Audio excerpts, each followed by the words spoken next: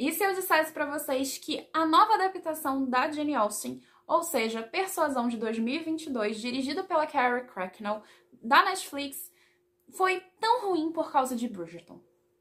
Parece que é uma frase polêmica, mas eu já vou explicar pra vocês o porquê.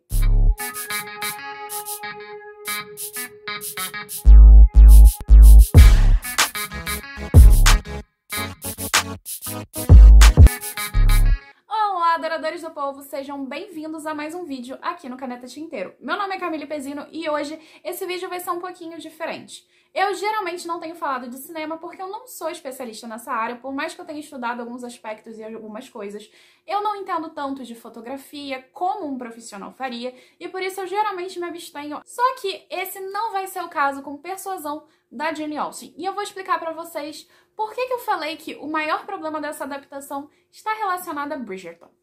Mas antes de continuar a falar a respeito tanto do filme quanto do livro da Jane Austen, eu queria deixar registrado que eu só estou fazendo esse vídeo por dois motivos. Por mais que as resenhas do filme peguem aspectos muito bons e estão relacionados à filmografia, eu acho que a raiz do problema é um pouquinho mais embaixo. E o segundo motivo foi porque eu li um artigo que me soou muito absurdo dizendo que as adaptações de Jane Austen, elas não são aceitas pelo público, e não porque elas são ruins, mas sim porque o fandom é chato. Eu super entendo que fandom pode ser chato, mas não é o caso aqui. Parece que a pessoa meio que foi paga pela Netflix só pra defender. Então eu fiquei um pouquinho revoltada com esse artigo e resolvi vir aqui conversar com vocês. Vai ser muito mais uma conversa do que com o esquema que eu sempre faço. Mas, pra quem não conhece a obra Persuasão da Jane Austen, ela é uma semi-autobiografia. Isso significa dizer que boa parte de dados da vida da Jane Austen estão inseridos nesse romance.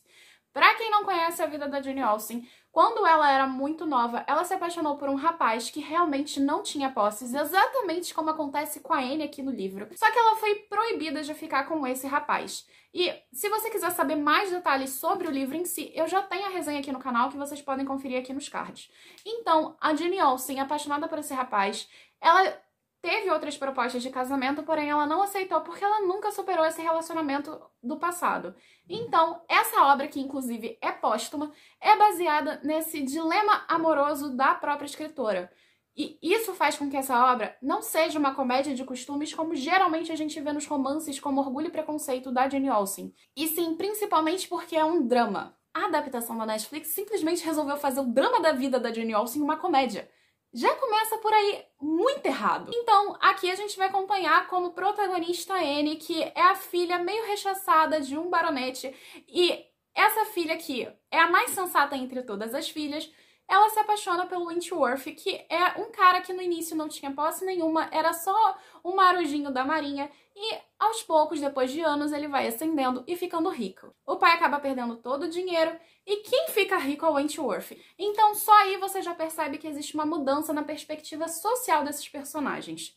E então a gente pode começar a falar o que é Jane Austen. Jane Austen geralmente produz o que a gente entende como romance ou comédia de costumes, ou romance de costumes, porque ela faz críticas satíricas, às vezes até debochadas mesmo, a respeito da sociedade que ela vivia. Então, vivendo durante o período regencial, ou seja, entre o período da Era Georgiana e da Era Vitoriana, Jane Austen pegava esses salões, esses bailes, e criava duas coisas: críticas muito contundentes a respeito dessa sociedade e uma coisa que não era comum na época: relacionamentos baseados em amor.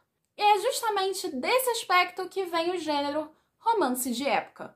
Jane Austen não é romance de época. Jane Austen é romance, se você quiser ser bem abrangente, e se você quiser ser mais específico, comédia de costumes, ou romance de costumes. Nem todos os romances da Jane Austen são uma comédia. A gente tem cenas divertidíssimas em Orgulho e Preconceito.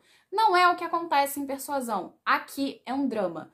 A gente tá vendo essa personagem lamentando pelo fato de que ela não pôde ficar com o homem que ela amava porque ele não tinha dinheiro. Isso não é engraçado. Basicamente, a gente vai ter aqui um romance de costumes, críticas à sociedade, principalmente à realeza, e também às questões de classes sociais. Dito isso, a gente entende que o maior problema é que quiseram comparar, pelo menos no meu ponto de vista, Jane Austen com Julia Quinn, o que tá muito errado.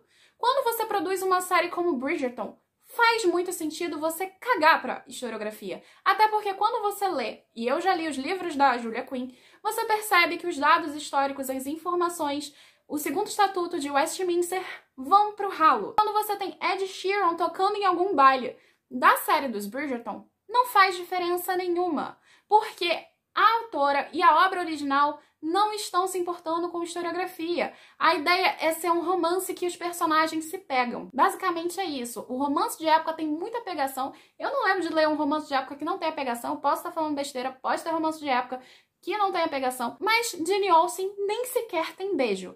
Persuasão é uma obra que começa e termina, eu tô falando do filme, com beijo. E tem, no meio do filme, 2 pessoas se pegando na rua. E eu fiquei mais chocada que a população andando pela rua. Isso não faz sentido nenhum. A gente tem, em Persuasão, um romance que se baseava, justamente porque a autora vivia, dentro do período regencial. Então aqui a gente não vai ter erro histórico, até porque a autora não vivia no futuro e não estava escrevendo sobre o passado.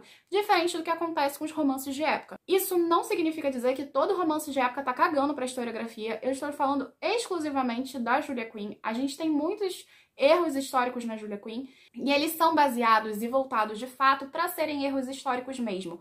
Porque quando a gente está falando sobre o empoderamento das personagens femininas contemporâneas, isso não era uma coisa muito lógica e muito possível no período da Jane Austen. Inclusive, a Jane Austen é criticada por feministas e pré-feministas como as irmãs Brontë, porque os seus romances faziam com que as mocinhas se casassem. Elas não procuravam um trabalho por conta própria. E a Jane Austen estava transcrevendo como a Lady, porque era assim que ela se denominava antes de ser conhecida como Jane Austen, como escritora, na sua própria vida. Por conta disso, não faz sentido você tentar fazer em Persuasão o que a Shonda fez em Bridgerton. Bridgerton, ele vai ter uma modelagem completamente diferente. Toda a série da Julia Quinn tem uma modelagem completamente diferente, por mais que se passe no mesmo período histórico.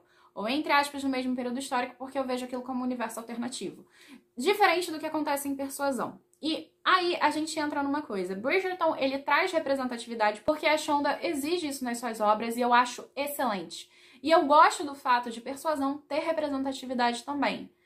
No entanto, no meu ponto de vista, aí eu posso estar falando uma besteira muito grande, a impressão que eu tive foi que a direção entendeu o seguinte: já que eu vou colocar representatividade aqui, por que não só cagar pra tudo da historiografia e dos detalhes da obra? Justamente pelo fato da gente ter personagens negros dentro do filme, a impressão que eu tive foi que eles puderam botar então smileys numa carta, puderam fazer pessoas se pegando na rua e enfiar um coelho aleatório. Eu ainda não entendi o coelho. Eu tô realmente tentando entender aquele coelho ali. O que me incomoda bastante na película de Persuasão são 2 aspectos. Ignorarem completamente a historiografia e isso parecer de fato por causa da representatividade. Não menos importante, misturarem romance de época com romance ou comédia de costumes ou drama de costumes, que também não fez muito sentido pra mim. Mais um problema para acrescentar nessa lista imensa foram as cenas que são muito dramáticas dentro do título se tornarem comédia. Não é engraçado. Não funciona. Eles tentaram fazer uma tragicomédia durante toda essa película. Eu entendi a proposta, mas ela não funcionou. E outra coisa que não funciona é o empoderamento feminino da forma que é feito. Como eu já tinha dito antes, a Jane Austen ela foi criticada até pelas irmãs Brontë, que nem feministas eram. Você pode olhar, por exemplo, na resenha de Jane Eyre, que eu vou deixar aqui nos cards. A Jane Austen poderia muito bem não botar as suas personagens chegando à conclusão que o matrimônio é a solução, ao invés do trabalho. E justamente por isso é muito difícil nos romances da Jane Austen a gente ter um empoderamento que existe nas obras contemporâneas de romance de época de hoje. E eles tentaram enfiar essas frases empoderadas o tempo todo. E uma coisa que não funciona para quem conhece a obra, e talvez isso seja um grande spoiler, mas eu não acredito que seja, é colocar uma menina que literalmente se joga de um lugar e cai de cara no chão, tendo maturidade suficiente para conversar com a protagonista sobre um homem. A menina se taca no chão de cara, literalmente, porque não tem maturidade. Como é que ela vai ter maturidade para conversar com uma outra mulher a respeito de um relacionamento? Isso não faz sentido nenhum. Várias coisas nesse filme não fazem sentido. Não só as falas, não só a forma como foram executadas as cenas, tudo pra mim é muito incômodo. Então, quando a gente tá falando de Jane Austen, a gente não está falando de romance de época, porque a Jane Austen, ela tem uma modelagem diferente. Por mais que ela seja a mãe dos romances de época, e a gente sabe que os romances de época foram baseados muito na literatura da Jane Austen, não é a mesma coisa. Então, quando você tenta adaptar de uma forma como se fosse igual, não funciona. Porém, pra não dizer que eu massacrei completamente o filme, existe uma coisa que nos romances da Jane Austen me incomodam muito e que eu acho que o filme acertou. Sério, Camille. Seríssimo. E eu estou falando do trisal. Todos os romances da Jane Austen, pelo menos quase todos que eu me lembro, tem um triângulo amoroso, porque a vida dela meio que foi esse triângulo amoroso, como eu já tinha comentado pra vocês. Então, a gente tem como em Orgulho e Preconceito e aqui em Persuasão, um personagem que parece um babaca, porque vamos combinar, todo homem naquela época era babaca. Um cara que parece incrível, mas no final o cara incrível é um babaca e o cara babaca era incrível. E isso acontece em mais um romance da Jane Austen.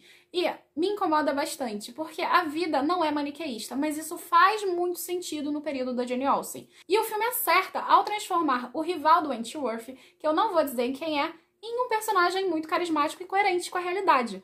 Isso eu realmente tenho que bater palmas, porque é uma das minhas maiores críticas à Jane Austen. Eu torci pra Anne ficar com outro cara e não Wentworth, porque eu achei a atuação do cara péssima. E acho que isso aí também já é um grande problema. Como é que eu vou torcer pro cara que era babaca ficar com a Anne, sendo que eu gostava tanto do Wentworth e da carta linda que ele escreveu no livro? Só o filme explica. Com exceção desse fato, que eu realmente achei uma melhora nessa perspectiva, mas é uma coisa que já me incomoda nos romances da Jane Austen, eu jogava todo o filme fora.